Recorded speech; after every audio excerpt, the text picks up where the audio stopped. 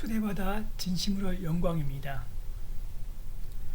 여러분께서 2020년 코비드-19 유행 이후로 얼마나 임상에서 환자 진료로 힘들게 지내셨는지 잘 알기에 노고에 다시 한번 감사드립니다.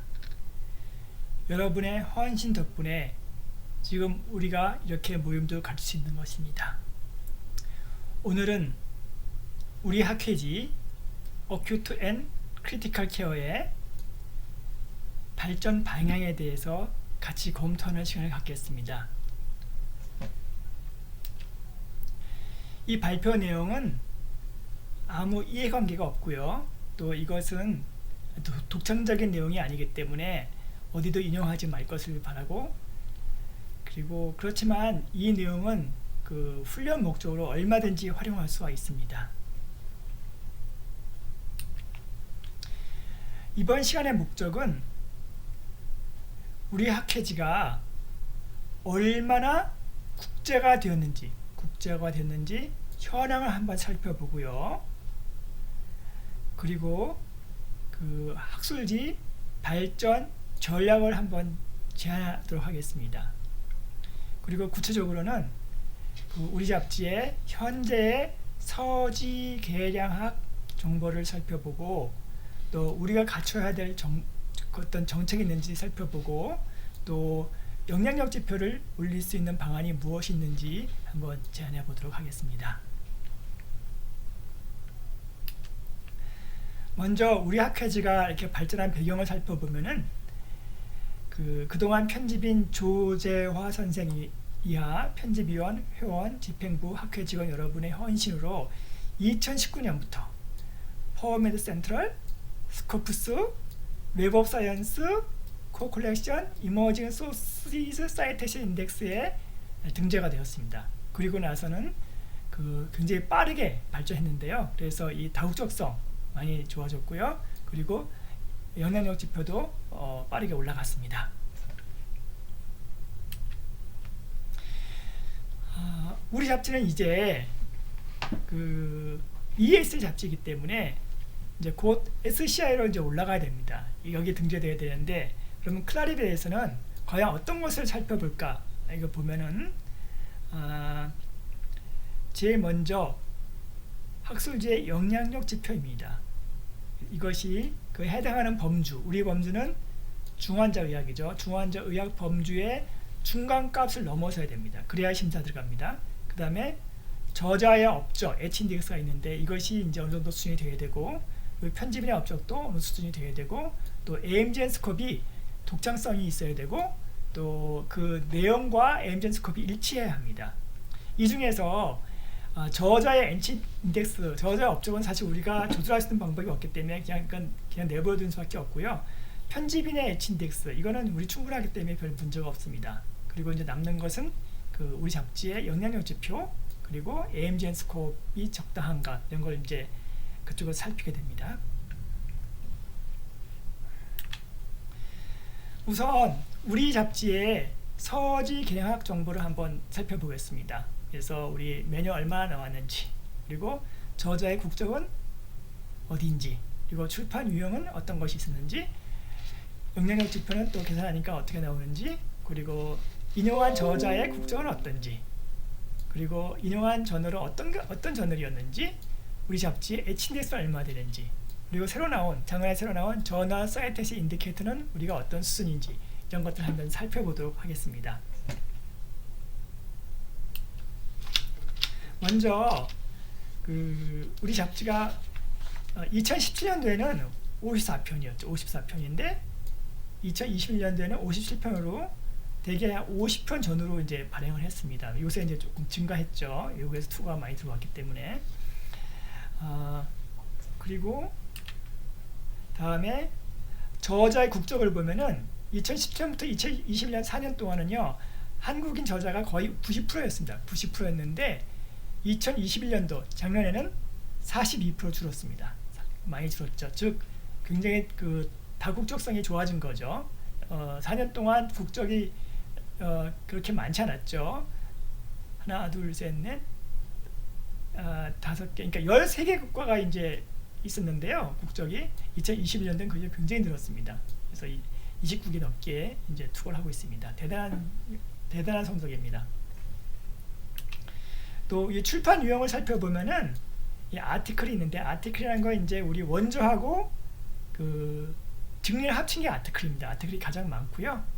그래서 이 아티클이 가장 많아서 한 36% 아니죠. 이게 그 64% 정도가 되는 거예요. 64%쯤 되고, 그다음에 리뷰 아티클, 그다음에 사설이 있었고, 레터가 있었고, 정정이 있었습니다. 결국은 이제 우리 아티클하고 이 리뷰가 76%쯤 됩니다. 그러니까 적당합니다. 아주 좋습니다. 우리 영향력 지표가 나오지 않았지만 우리 계산할 수가 있거든요. 그래서 웹 오브 사이언스를 가서 계산해 보면은 2019년도에는 높지 않았어요. 0.36 정도, 0.36인데 2021년도에는 이제 굉장히 빠르게 늘어서 1.44가 됐죠. 1.44가 됐는데 또 2021년도는 더 빠르게 늘었습니다. 그래서 이것이 2.53이 됐죠. 2.53이 돼서 이 정말 빠르게 는 것을 알 수가 있습니다. 이제 내년에는 아마 이게 이제 3이 넘어갈 걸로 이제 기대합니다. 이 중환자의학 분야에서 이 범주에서 중앙값은 3.43입니다. 그러니까 우리가 조금만 더 노력하면은 이제 이걸 넘어가게 됩니다. 물론 이제 지금까지 보여준 영향만 해도 대단합니다. 이렇게 이제 는 것은, 이게 빠르게 는 것은 우리 잡지가 PMC에 등재되었기 때문에 해외에서 쉽게 읽고 인용할 수 있었기 때문이라고 이제 생각하고 그 결과입니다. 자, 그러면 우리 학술지를 인용한 저자의 국적을 한번 살펴보면 우리나라가 가장 많았죠. 근데 거의 비슷하게 이제 미국이 있었고요. 그 다음이 중국입니다. 이렇게 세 나라가 이제 빅3였고, 그 다음에 이탈리아, 인도, 호주, 이란, 스페인, 독일, 영국인데요. 잘 보시면은 인도 그리고 이란, 이런 아시아 국가에서 약진하고 있는 걸 알 수가 있습니다. 나머지 워낙 다 논문을 많이 내는 국가긴 하지만 특히 아시아에서 인도와 이란이 아주 최근에 약진을 하고 있습니다. 논문을 많이 내고 있죠. 다른 잡지들을 보면요, 가장 많이 이용하는 국가는 당연히 미국입니다. 그리고 2등이 차이나, 중국이고 3등이 이제 한국인데, 우리도 이제 미국 가장 많이 인용하고 중국, 그다음에 한국 순으로 이렇게 바뀌게 되면 인용도가 이제 더 올라간다는 뜻입니다. 자, 그럼 우리 잡지를 인용한 잡지는 또 어떤 것일까? 봤더니 이제 자가 인용이 물론 가장 많죠. 높지 않습니다. 이제 가장 많지만 그 다음에 Critical Care Medicine, PLOS ONE, Scientific Report, International Journal of Environmental Research and Public Health, Journal of Clinical Medicine, Journal of Korean Medical Science, 그리고 Medicine, Indian Journal of Critical Care Medicine, International Journal of Molecular Science, 이런 것도 있는데, 잘 보시면은 우리 잡지하고 또 보면은 인디안 저널 오브 크리티컬 케어 메디신하고 또 크리티컬 케어 메디신, 이건 이 세 잡지는 우리 분야, 그러니까는 중환자 의학 분야의 잡지인 게 확실하잖아요. 그런데 흥미로운 건 나머지 잡지들은 전부 다 이건 메디신 제너럴, 즉 종합 잡지입니다. 의학 분야의 종합 잡지가 이제 우리 걸 이용 많이 했습니다. 이것은 무슨 뜻이냐면은 중환자의학 전공자가 이런 종합 잡지에 투어를 많이 한다는 뜻도 있지만, 또 한 가지는 다른 분야에서도 종합 잡지에 다른 분야 학자들도 우리 걸 많이 인용한다는 것입니다. 여기 보면은 이제 국내 잡지는 한 종밖에 없죠. 그래서 우리 잡지를 인용한 또 국내에서 있는 잡지, 국내 잡지를 한번 살펴보았더니 이제 우리 잡지가 가장 많이 인용했고, 그다음이 대한의학 기업문지, 그다음에 이제 우리 호흡기 학 분야에서 하고, 또 연세 메디컬 저널, 그다음에 진단검사의학, 감염, 응급의학, 이건 제가 다루는 이제 교육학 잡지고요. 그리고 의사협회지, 그리고 신장학회지, 마취과학회지, 이런 것들이 있는데요. 그리고 이제 그 아래는 이제 내과 영문지가 있습니다. 그런데 잘 보시면은 이런 종합 잡지, JKMS, 연세 메디컬 저널, 저널 오브 코리안 메디컬 어소시에이션, 또 코리안 저널 오브 인터널 메디신, 이런 종합 잡지에서 인용을 하는 것뿐 아니라 우리하고 조금 가까운 분야, 호흡기라든지 감염이라든지 응급의학이라든지, 그리고 마취과, 신장, 이런 거는 우리하고 조금 가까운 분야가 아닙니까? 연관된 분야. 그런 데서 인용한다는 걸 알 수 있습니다. 아직은 물론 실은 이렇게 많이 인용하지 않죠. 아직은. 그렇지만 이제 국내에서 인용을 하고 있다는 자체가 중요하고, 이런 것이 점점 더 늘어야 됩니다. 근데 아까 보시면 그 교육학 잡지가 하나 있었죠. 근데 제 잡지였는데요. 왜 저도 인용했나 살펴봤더니 그 작년에 쓴 그 사설에서 그 사설이 있었는데 그러니까 의대생들이 이제 국시 거부하는 거에 대해 제가 이제 의견을 쓴 게 있는데 거기 보면 제가 그 여기 보면 대구에서 있었던 중환자 그 환자 케어한 거에 대한 그 논문이 있어서 그걸 인용하면서 이제 이 사설을 쓴 기억이 납니다. 자, 그러니까 우리 잡지 H인덱스, H인덱스가 이제 그 잡지에 말하면 인용도를 보여주는 한 지표인데요. 여기 보면은 그 이건 어떻게 하는 거냐면은 이런 뜻입니다. 최소한 그 9회 이상 인용받은, 여기 보면 9회가 있죠. 9회 이상 인용받은 잡지 수가, 논문 수가 9개 된다는 뜻입니다. 즉 9회 이상 인용받은 논문 수가 9개 된다는 뜻. 이게 이제 그 H인덱스 하는 건데, 그래서 가장 많이 인용받은 것부터 쭉 나열을 합니다. 27번, 24번 쭉 해서 내려와서 이 9가 여기 랭킹 있잖아요. 요 랭킹 9하고 이제 1차게 되면은 그게 H인덱스가 9라고 하는 겁니다. 이게 이제 이거는 사실 어떤 개인 저자에서도 계산할 수가 있고 잡지로도 할 수 있는데, 흥미로운 건 국내 저자들 중에서도 이 H인덱스 값이 뭐 많은 분들은, 제가 본 중에 많은 분은 거의 80쯤 되는 분도 제가 본 기억이 납니다. 그리고 100 이렇게 넘는 사람들은 정말 그 분야에 이제 거의 탑인 분들이 100이 넘는 거죠. 예. 그래서 이제 H인덱스를 그 저자의 역량이나 학술지의 역량으로도 평가할 수 있는데, 예, 그런 걸 이제 제가 한번 본 건데, 여기서 잘 보면은 대부분 종설이고요. 이 원전에 이런 거 하나 있죠. 리트로스펙티브 케이스 컨트롤 스타디, 이거 원저고 이게 그 다음에 보면 여기 보면은 이제 3-year single trauma center experience, 이게 또 원저입니다. 즉 나머지 모두 종설이거든요. 잘 보시면은 결국은 그 원저보단 종설이 인용을 많이 받는다. 우리 다 알고 있는 내용이죠. 그런 걸 우리 잡지에서 확인할 수가 있습니다. 그런데 이제 원저도 굉장히 수 높은 것들, 이런 많이 쓸 수 있는 것들은 또 인용을 많이 받는다, 이런 내용이죠. 그 다음에 그 새로 나온 게 계량 지표인데요. 이것은 그 SC 잡지뿐 아니라 ES 잡지까지 전부 포함해서 웹 오브 사이언스에 있는 모든 잡지의 그 측정치로 이 분야와 무관하게, 그렇기 때문에 표준화된 겁니다. 필드 노멀라이저에 표준화된 거죠.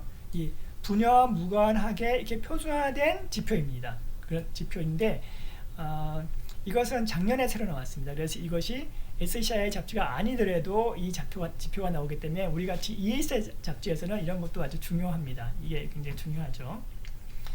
이것은 그러니까 그 다음에 계산법이 있습니다. 한번 보겠습니다. 여기 보면은 올해 만약 2020년도에 JCI 값을 찾으려면 2017년부터 2019년도에 실린 우리 잡지의 아티클과 리뷰 수를 이제 분모로 놓고요. 그 분자에는 2017년부터 2020년, 즉 4년 동안, 여긴 3년이지만 4년 동안 요 아티클과 리뷰를 얼마나 인용했는지 이제 분자 놓는 겁니다. 그래서 계산합니다. 그렇게 계산한 다음에 어떻게 또 하냐면은 어떤 그 하나의 범주, 하나의 카테고리에서의 평균값을 1로 보는 겁니다. 1로 보고 그 상대적인 그 학술의 영향을 이제 놓는 거죠.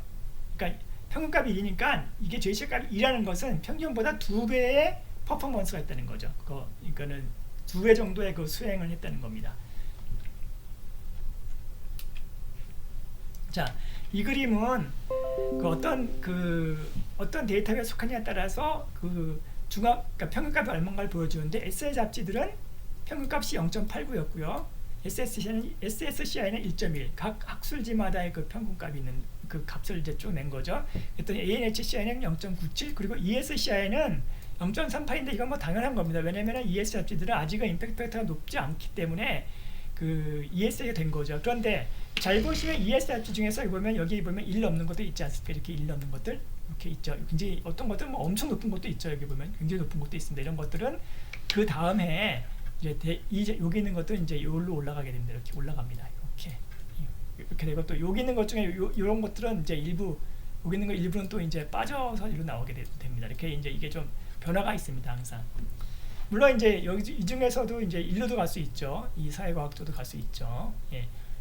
갈 수 있고 아직은 ANHCI는 임팩트 팩터 아직 보지 않기 때문에 이건 어떻게 될지 아직 모르겠습니다. 그렇지만 우리 그 ESA 잡지 중에서 과학 쪽에 있는 것들은 이제 올라간다는 걸 알 수가 있습니다. 그 증거가 그 다음 페이지에 있는데 여기 보면은 이 잡지가 여기가 이제 2020년도 JCI 값을 국내 잡지만 한번 이제 살펴봅니다. 국내 잡지만 봤더니 여기 정형외과 잡지, 클리닉스 앤 오르소패 서저리, 마취과학 잡지, 코리안 산업 아네스테지올로지가 0.89였지 않습니까? 이렇게 이 두 종이 작년에 SCI 등재가 됐어요.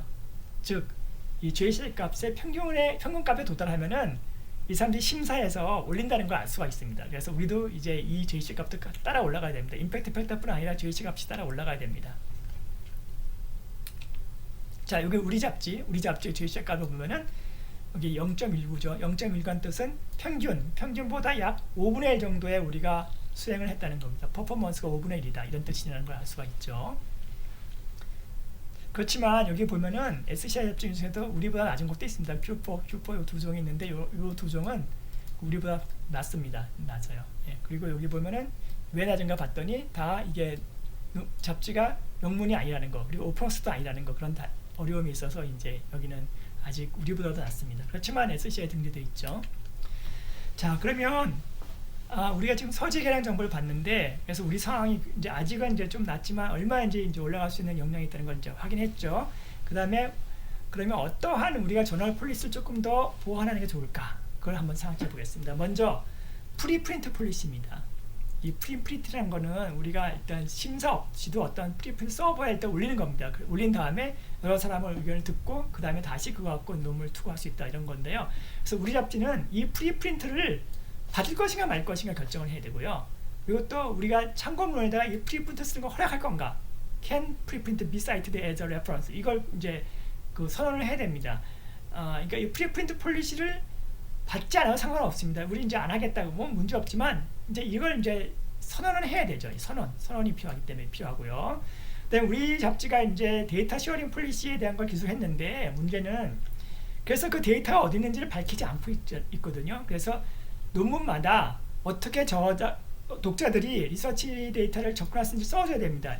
그러니까 공개하지 않으면 안 한다고 쓰고요. 그리고 저자한테 물어봐야 된다 할 땐 저자한테 물어보라고 쓰고, 아니면 어디 기타에 따르면 어디에 있으니까 거기서 볼 수 있다, 이렇게 꼭 써줘야 됩니다. 이게 안 써주면은 이 데이터 쉐어링 폴리시를 이렇게 제대로 하고 있는 건지 이제 사람들이 그 의문을 갖게 되거든요. 그 다음에 우리가 이제 쓰는 것 중에 펀딩 인포를 지금은 어클로즈먼트에 그냥 집어넣거든요. 그렇게 하지 마시고 이 펀딩이라는 섹션 하나 따로 이제 빼서 여기다가 넣으시기 바랍니다. 그리고 펀딩이 없으면 없다, 이렇게 꼭 쓰는 게 필요하죠. 그래서 펀딩이 있으면은 어디서 받았다, 번호는 얼마다 이렇게 쓰시고요. 없으면은 no 이렇게 쓰시면 됩니다.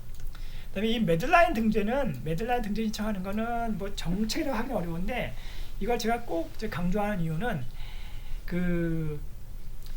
이 매들라인은 미국에 있는 그 분야의 최고의 전문가가 이게 점검하는 겁니다.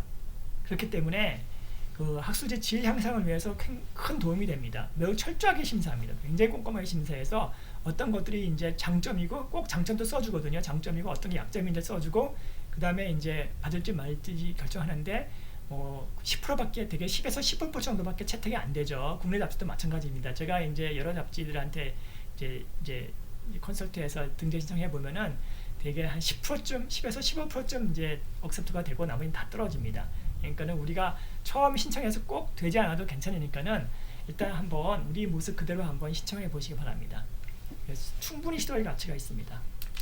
그리고 다섯 번째 제가 제안하는 내용은 그 AIMG 앤 스코프 기술할 때, 지금 AIMG는 이렇게 써 있죠. 이 중환자의 의학 환자, 즉 크리티컬 일 패션트를 잘 케어해서 그 이제 상태를 호전시키는 거, Improve the care of critically ill patient 연구가 있고요. 그 다음에 스코프는 기초부터 중재의학 그리고 임상까지 다 다룬다. 그래서 스코프이 있는데, 지금 우리가 리저널 스코프이 적혀있지 않습니다. 물론 우리가 최근에는 이게 국내 저자가 한 42%밖에 안 되고 60%는 해외에서 오기 때문에 이게 국제지다 이렇게 해도 뭐 큰 문제 없지만은 아직은 한국 저자가 다수이지 않습니까?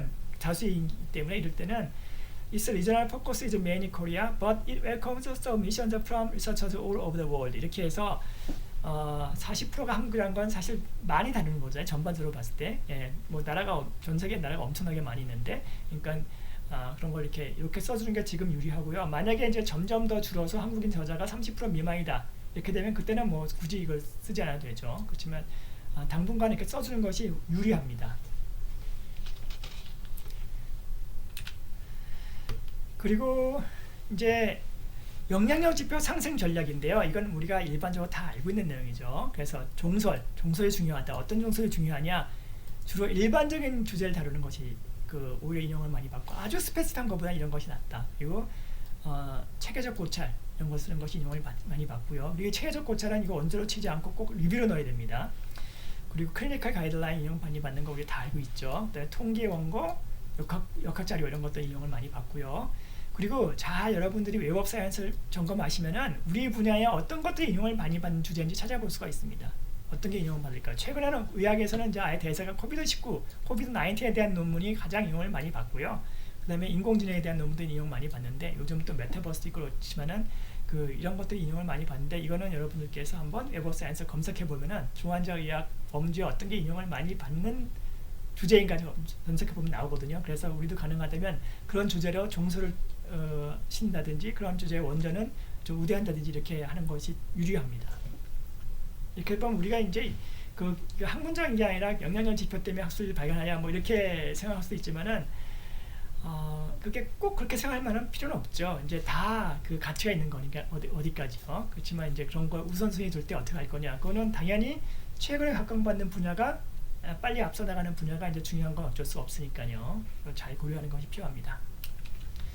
자, 그 다음에 앞에서도 말씀드렸지만 우리나라에 있는 웹업사의 저널들의 편집인들과 이제 소통하는 게 필요합니다. 아까 말씀드린 거죠. 우리 호흡기 쪽, 감염 쪽, 그리고 응급의학 쪽, 마취과 쪽 이런 우리랑 이제 가까운 분야라고 할 수 있는 이런 편집인들과 협력을 하고 또 종합잡지, 내과 잡지나 이화 메디컬 저널, 연세 메디컬 저널, 그리고 의사협회지 이런 잡지들하고 이제 교류하는 것이 필요합니다. 자, 그리고 이제 지금까지 말씀드린 것을 한번 요약하면은 첫째, 이 클라리비에 대해서 ESC에서 SCR로 선정할 때 크라이테리아가 중요한 게 있는데 그것이 이제 임팩트 팩터이고요. 그리고 AMGN 스코프의 고유성과 내용과 일치성 이걸 본다는 것. 두 번째로는 이 임팩트 팩터는 우리 분야 중환자 의학 분야 범주에서의 중간값을 넘어야 된다. 아까 JCI의 중간값도 넘어야 된다는 것 마찬가지로 이 중간값이 있는데 이게 3.425입니다. 2020년도. 물론 이게 매년 조금씩 올라갈 수는 있어요. 그래서 이제 더 올라갈 수는 있지만 물론 떨어질 수도 있고요. 그런데 어느 정도 요만큼은 돼야 된다는 거고요. 그리고 우리가 영향력 지표를 올리기 위해서 동료 편집인과 콜리그 이터와 우리가 소통을 좀 하자 그런 내용이 있고 또 우리는 논문을 시스테매틱 리뷰나 또 랜더마이즈 컨트롤 트라이얼 이런 논문들을 이렇게 많이 받아들이는 게 필요하다 이런 것들을 제가 이제 강조하면서 오늘 발표를 마치도록 하겠습니다. 여러분 경청해 주셔서 감사하고요. 저도 오늘 이 자리에서 발표할 수 있어 아주 행복합니다. 여러분 감사합니다.